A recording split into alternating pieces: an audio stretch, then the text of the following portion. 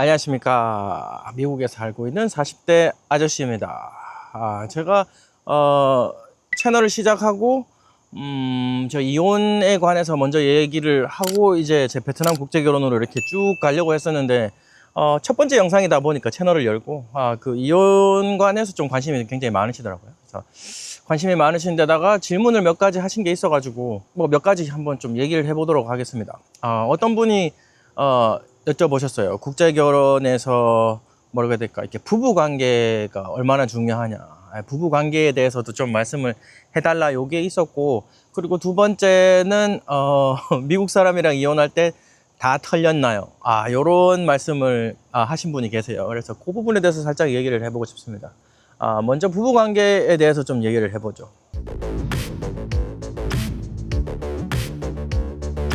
이게 같은 유교권이라 그래도 한국은 조금 달라요. 한국은 왜 다르냐면은 좀 뭐라고 해야 될까, 정조에 대한 개념이 살짝 다릅니다. 그 정조에 대한 게 좀 더 뭐라고 해야 될까, 빡빡한 게 아니고 약간 왜곡돼 있어요. 그러니까 살짝 왜곡돼 있어서 성생활을 하면서 느끼는 즐거움 자체를 금기하는 게 아니라 약간 죄시하는 풍토가 좀 있습니다.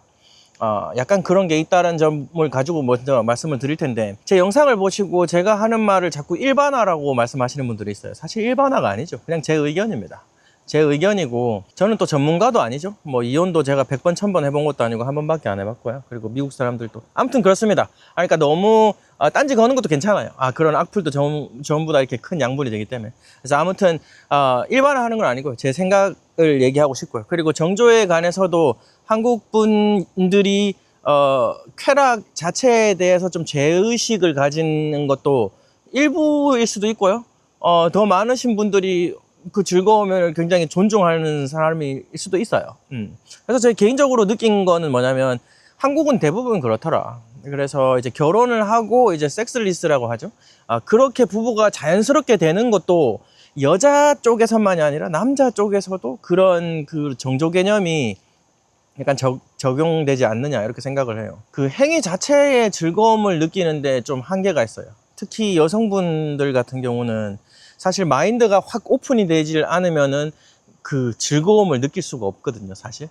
그래도 여자들 뭐 이렇게 그런 관계하는 걸, 부부 관계하는 걸 좋아하던데, 근데 사실 그 여성분들하고 잘 얘기를 해보면은 대부분 절정까지 이렇게 못 가시는 분들도 많이 계시고, 한국 분들은 이거 너무 야한 얘기인가? 좀 뭐라고 해야 될까요? 그러니까 분위기라든지 아니면은 좀 사랑 그 자체에 그런 이렇게 좋은 기분을 느끼시지, 행위 자체의 즐거움을 느끼시는 데는 약간 좀 족쇄가 채워져 있다, 이런 생각이 듭니다. 그래서 정말 이 사람하고 평생 살면서 진짜 즐거움을, 둘이 일단 사랑을 전제로 하잖아요. 일단 사랑을 전제로 하고 그런 즐거움을 확실히 이렇게 느끼기는 좀 한계가 오지 않느냐. 여성분도 어차피 나이가 많아지면은 40대 후반 정도 되고 나면은 이렇게 눈이 뜬다고 하긴 하는데, 그 전에 일단 죄의식을 가지게 되는 쾌락 자체에 그런 게 좀 많이 걸림돌이 되더라. 그리고 두 번째는 남자도 그렇잖아요. 아니 어떻게 우리 애 엄마한테 그런 나쁜 짓을 해, 이렇게 장난식으로 얘기하잖아요. 근데 그게 장난이 아니에요, 사실. 저도 그렇더라고요. 우리가 이제 애 엄마가 애를 낳고 나니까 저는 그렇게 생각을 안 하고 있는데도 약간 몸이 약간 좀 깊은 곳에서 약간 거부감을 느끼는 그런 게 있더라고요. 왜냐하면 진짜 이제 우리 애들 엄마고 내 가족이 진짜 가족인데, 내 가족인데 이렇게 벽이 약간 쳐지는 그런 느낌이 들긴 들었어요. 그러니까 그런 쪽으로 왜 얘기를 하냐면은, 외국인들은 유교권 국가들도 그렇지만, 중국은 잘 모르겠지만 유교권 국가들도 여자도 해프면 안 된다 이러면 약간 정조 개념은 있긴 있지만은, 그 즐거움, 이게 쾌락 자체를, 느낌 자체에 대한 거부감을 잘 느끼는지는 잘 모르겠어요. 일단 특히 저는 서구권이나 일본 사람들도 그렇고 서구권 쪽, 특히 이쪽으로 보면은 여자분들도 상당히 정조라는 그 턱을 넘고 나면은 굉장히 즐길 줄 아십니다. 그렇기 때문에 한국 분들이 조심해야 될 부분은 뭐냐면은, 국제 결혼을 하고 난 다음에 저처럼 이제 아이를 갖고 나서 약간 좀 그래, 어떡하지, 이거 좀 내 나쁜 짓 하는 것 같아, 요런 생각을 가지면은 국제 결혼에서는 충분히 마이너스예요. 어렸을 때 받았었던 그런 족쇄 때문에 남자들도 그런 한계를 느낄 수가 있거든요. 여자분들은 특히 또 더 그렇겠죠. 저는 여자가 아니라서 솔직히 국제 개념에 대해서, 결혼에 대해서 함부로 말은 못 하겠지만요. 부부 관계가 상당히 중요합니다. 한국은 너무 이제 가족한테 나쁜 짓 하면 안 돼. 요게 좀 정설로 돼 있는 거고, 그게 장난은 아니더라, 이렇게 말씀을 드려가지고 그런 게 충분히 차이가 있어요. 그래서 국제결혼 생각하시는 분은, 특히 동남아 국제결혼도 마찬가지예요. 동남아 국제결혼 같은 경우도 여성분들이 그게 너무 안 맞으면은 이제 이혼을 한다, 이렇게 말씀하시는 분들도 많이 있거든요. 그래서 충분히 정조 개념은 이때 즐길 줄 아는 요런 경계를 잘 아셔야 될 것 같고요. 그렇지만은 한국에도 왜 즐기는 사람이 없겠습니까? 있어요. 그런 거 다 완전히 잠금 해제하고 확 즐기시는 분들 있고, 여자분도 그렇고 남자분도 그렇고 충분히 있는 거 압니다. 근데 좀 약간 일반적으로 저도 경험이라는 게 있고 또 주변 사람들이 있고 하니까, 그래서 그렇게 얘기를 드렸고요. 두 번째로는, 제가 이혼했을 때 다 털렸나요? 경제적 사정이 좀 안 좋아졌다고 하긴 하는데 사실 다 털리지 않았습니다. 미국은 오히려 이게 젠더 뉴트럴이라는 게 있어요. 젠더 뉴트럴이라는 게 있거든요. 그게 뭐냐면은 성구별이 없다 하거든요. 그래서 미국은 지금 미시건주 같은 경우는 이혼할 때 관찰하는 게 메인 아이디어라고 하죠. 주 아이디어가 뭐냐면은 현재 생활을 유지하는 거예요. 현재 상황 유지주의입니다. 그래서 그걸 유지를 해줘야 됩니다. 자, 어떻게 되냐면은, 저랑 제 전처랑 돈을 둘 다 벌었어요. 둘 다 벌었고, 이제 기여하는 정도가 거의 다 똑같았죠. 그렇기 때문에 우리가 그냥 반반 갈랐으면 됐어요. 반반 갈랐으면 됐습니다. 제가, 결혼할 때 뭐 조금 돈을 들고 오긴 했지만, 조금이 아니에요. 좀 큰 돈이긴 하지만은, 우리나라 사람들 결혼할 때 이제 들고 오는 돈에 비교하면 좀 적다 이 말이죠. 1억이 적은 돈입니까? 큰 돈이지. 아무튼 그래서 그 돈은 이제 분할 대상이 됐죠. 왜냐하면 이제 저희가 결혼 생활을 8년 이상을 했기 때문에. 그래서 반반 나눴습니다. 모든 것을 반반 나눴고요. 보통 미국 같은 경우는 만약에 제가 1년에 1,000만 원을 벌고 우리 와이프가 500만 원을 벌면은 그 차이인 500만 원의 절반을 줘야 돼요. 그래서 둘이 똑같이 원래 생활하던 거를 유지시켜 줘야 되는 의무가 있습니다. 그래서 저희와 전처 같은 경우는 저보다 조금 못 벌었어요. 지금 저희가 계산해 보면은 58대 42거든요. 제가 58이고 42이기 때문에 그런 부분은 이제 그 정도 차이로 제가 이제 생활을 좀 도와주는 부분이 있기도 있고요. 또 아이들을 더 오래 보니까, 또 우리 전처 같은 경우는.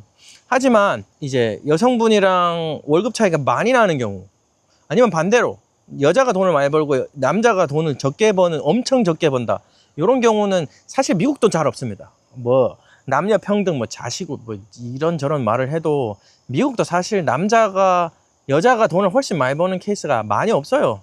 저는 있는데요. 있겠죠. 없다는 얘기가 아니에요. 거의 많이 없습니다. 진짜 많이 없기 때문에. 그래서 좀 남편이 불공평하다고 이렇게 생각이 되는 경우가 있긴 있겠죠. 그래서 현 상황 유지주의이기 때문에 와이프가 돈을 덜 벌더라도 지금 생활, 반반 생활을 유지시켜 줘야 되기 때문에 그런 게 있죠. 그래서 진짜 안 좋은 케이스가 뭐냐, 여자가 집에서 노는 경우. 한국도 마찬가지입니다. 한국도 사실 마찬가지예요. 여자분들이 돈을 많이 가져간다는 얘기도 있지만은 현 상황 유지주의이기 때문에 여자분들이 집에서 놀고 계실 때 남편이 돈을 벌고 이혼을 하면은, 그러면 진짜 큰일 납니다. 진짜 큰일 납니다. 진짜 큰일 나요. 반대로 여자가 일하고 남자가 논다? 큰일 납니다. 똑같습니다. 미국은. 그래서 절대로 여자가 집에서 놀고 있을 때는 이혼하지 말라. 진짜 큰일 납니다. 진짜 큰일 나요. 그래서 결국은, 근데 경제적으로 왜 어렵냐 하면은 팬데믹 때문에 그래요. 이제 제가 원래 살고 있던 집을 제가 유지를 하고 이제 있었는데, 이제 전처가 이사를 나가면서 이 집 가격의 절반을 현금으로 줘야 되잖아요. 근데 팬데믹 동안 집값이 2배로 올랐어요. 그러니까 저는 만져보지도 못한, 보지도 못한 돈을 다 줬죠. 이 집을 유지하기 위해서. 왜냐하면 저는 연고도 없고, 진짜 혼자고, 솔직히 여기 친구라고 해봤자 뭐 얼마나 있겠습니까, 제가. 여기도 애 키운다고 정신도 없었고 했기 때문에. 그런데 이 집까지, 제가 살고 있는 집까지 잃게 되면은 아이들 볼 때도 너무 슬플 것 같고요. 또 너무 작은 집에 또 들어가가지고 고생하다 보면은 제 스스로 뭔가 잘못될 것 같다, 이런 생각이 들어가지고 집을 유지하면서 좀 어렵게 된 거죠. 엄청나게 큰 돈을 현금으로 이렇게 쥐어주고 보냈어야 되기 때문에. 집이 오르는 바람에, 집값 오르고 고생하는 사람은 저밖에 없을 거예요, 정말. 진짜 고생하고 있습니다. 집값이 오른 바람에. 하지만 제 베트남 와이프는 뭐 자세한 건 모르죠. 자세한 건 모르지만은 제가 주말 알바도 하고 있고 유튜브로도 돈을 벌려고 하고 이런 걸 다 알고 있습니다. 그런데다 그러면서도 제가 항상 쫓친다고 얘기는 해주거든요. 그 대신 오면은 뭐 내가 BMW는 타게 해줄게. 뭐 그 정도? 그 정도만 얘기하고 나머지는 살기 어렵다. 정말 아껴야 된다. 이 얘기를 매일매일 해주고 있습니다.